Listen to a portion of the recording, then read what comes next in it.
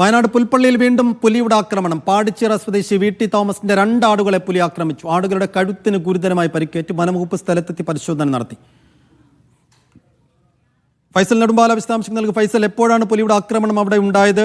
വനംവകുപ്പിന്റെ നടപടികൾ എങ്ങനെ തുടരുന്നു? സൈഫുദ്ദീൻ, ഇന്ന് പുലർച്ചെയായിരുന്നു ഇത്തരത്തിൽ പുലിയുടെ ആക്രമണം ഉണ്ടായത്. പുൽപ്പള്ളിയെ സംബന്ധിച്ചിടത്തോളം പുലിയുടെ ആക്രമണത്തിന് അറുതിയില്ല. നിരന്തരം പ്രദേശത്ത് പുലി ഇറങ്ങുകയും വളർത്തുമൃഗങ്ങളെ കൊല്ലുന്നതടക്കമുള്ള ഒരു ഘട്ടത്തിലേക്ക് കടക്കുന്നുണ്ടായിരുന്നു.